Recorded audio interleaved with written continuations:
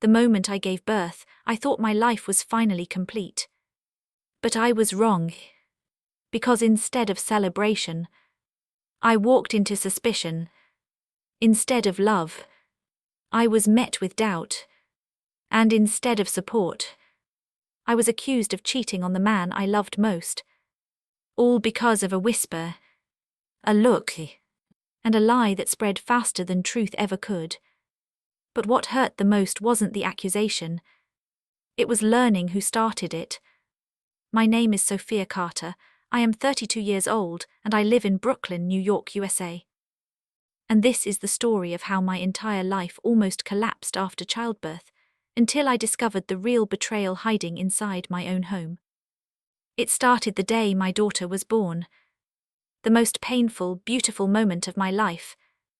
My husband Ethan was there holding my hand, crying, smiling, saying everything was perfect. For a moment I believed it too. But I didn't notice the silence in the room.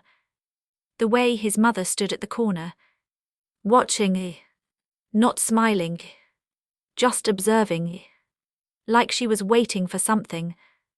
At first I ignored it. I thought maybe she was emotional. But then the first comment came. Soft, carefully placed. She doesn't really look like Ethan. I smiled weakly. Barbies change a lot. But she didn't smile back. She just looked at me and said something worse. Are you sure everything is correct? That was the beginning. Not of questions, but of accusations. Within days, things changed. People started looking at me differently. Whispers followed me in hallways.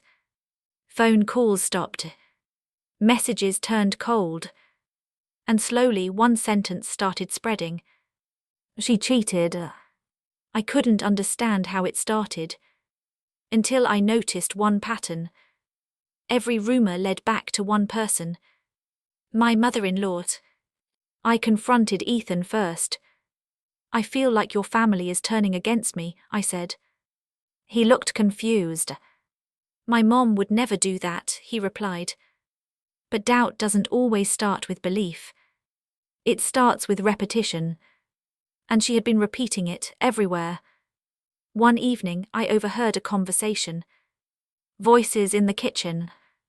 My mother-in-law speaking to a relative.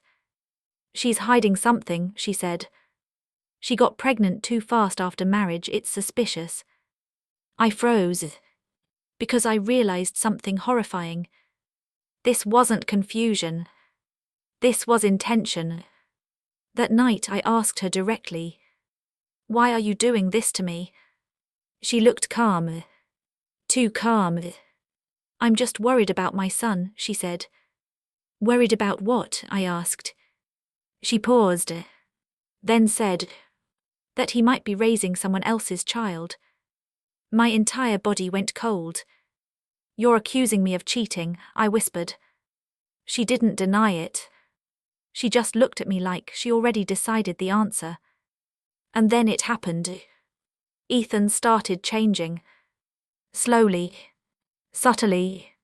At first he defended me. But then he started questioning small things. Timing. Details.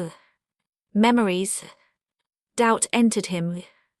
And once doubt enters love, it doesn't leave easily. I felt alone. In my own home. With my newborn daughter in my arms. Being treated like a stranger. Then came the worst part. A DNA test suggestion. Not from Ethan. From her. Just to clear everything, she said calmly. As if my daughter was a problem to solve. Not a life to protect. I refused at first. But pressure is not always loud. Sometimes it's slow. Daily. Relentless. Until resistance breaks. So I agreed. Not because I was guilty. But because I was exhausted. I wanted peace more than pride. The test was done. The results came back. and the entire family gathered in the living room. Like a courtroom waiting for judgment. Ethan opened the envelope. His hands were shaking. He read it once, then again. His face changed instantly. Confusion. Shock. Relief. "This proves it," he said finally. "I am the father." Silence. For the first time.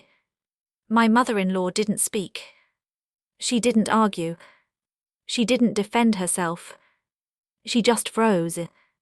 Like the truth had hit her harder than she expected. But what happened next changed everything. Because Ethan didn't stop there.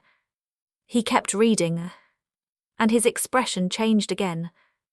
"This report also shows something else," he said slowly. My heart dropped. "What?" I asked. He looked at his mother, then at me, and said, "There's something in this family history that doesn't match what we were told." The room went silent again. But this time, it wasn't about my daughter anymore. It was about something hidden. Something older. Something dangerous. And that was the moment I realized. I was never the enemy in this story. I was just the one who uncovered it. The room didn't feel the same after those words were spoken. It felt like something invisible had cracked inside it. Not loudly. Not dramatically. But permanently. Because once Ethan said there was something in the family history that doesn't match, the accusation against me suddenly stopped being the main story. Something else had taken its place. Something darker. Ethan kept staring at the report. His hand was still slightly shaking. My daughter was asleep in my arms, unaware that her existence had just turned into a battlefield of secrets. And my mother-in-law, she wasn't looking at me anymore. She was looking at the paper. Like it had just betrayed her. "Explain this," Ethan finally said, his voice low. No one answered. Because whatever was written there wasn't just about paternity. It was about lineage. About something that had been buried for years. And now it was resurfacing. My mother-in-law slowly sat down. For the first time, she didn't look in control. She looked cornered. "I told you," she said softly, "this is exactly why I wanted clarity." But her voice was weaker now. Less certain. More defensive. I looked at her carefully. "You didn't want clarity," I said. "You wanted control over the outcome." She didn't respond. Because she knew I was right. Ethan finally spoke again. "There's a second match in the report." That sentence changed the air instantly. My stomach tightened. "What do you mean second match?" I asked. He hesitated. Then said, "The DNA report links someone in this family to a person who was never supposed to be connected." Silence. Heavy. Uncomfortable. Unavoidable. My mother-in-law stood up quickly. "No," she said immediately. "That's not possible." But Ethan didn't stop. "It's here in black and white." Her breathing changed. Faster. Uneven. And for the first time, I saw fear in her face. Not fear of being wrong. Fear of being exposed. Because suddenly I realized something important. This wasn't about my daughter. It never was. My daughter was just the trigger. The real secret was already there, waiting to be uncovered. Ethan turned to her. "Mom, what are you hiding?" She didn't answer immediately. And that silence said more than words ever could. Finally, she whispered, "There are things you don't understand about this family." Ethan stepped forward. "Then make us understand." But she couldn't. Because some truths don't survive confrontation. They survive silence. And she had been silent for too long. The next few days were different. Not peaceful. Just tense. like the house was waiting for something to explode. My mother-in-law became quieter, less controlling, less present, but not calmer, just contained, like someone trying to hold a secret from spilling out. Ethan started digging. Old documents, family records, past medical history, and the more he looked, the more uncomfortable he became, because the pattern wasn't random, it was intentional. Something had been hidden on purpose. One evening he finally came to me. His face was pale. "I think I understand what she's been hiding," he said. "What?" I asked. He paused, then said, "This family is not what she claimed it to be." That was the moment everything shifted. Because it was no longer about me being accused. It was about what my mother-in-law had built her entire identity on, and what she was willing to destroy to protect it. That night she finally broke. Not loudly, not dramatically, but quietly. I heard her crying in the other room. Not the kind of crying from sadness, but from collapse. Like everything she believed in was falling apart at once. Ethan stood in the hallway for a long time. Then he said something final. "This has to end. Not anger. Not revenge. Just truth reaching its limit." The next morning everything came out. Not in a confession. Not in a speech. But in fragments. Pieces of truth she could no longer hold together. Mistakes. Secrets. Hidden decisions from years ago.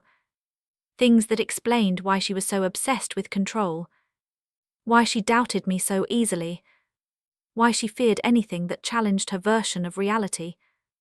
Because the truth was simple. She wasn't protecting the family. She was protecting a lie she had lived with for years. And my daughter just broke it open. In the end, no one shouted. No dramatic confrontation. Just silence. And acceptance. The kind that comes when denial finally runs out of space to exist.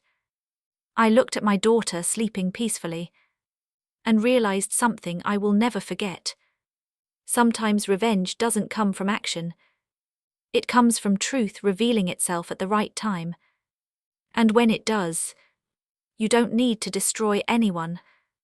You just watch the truth do it for you.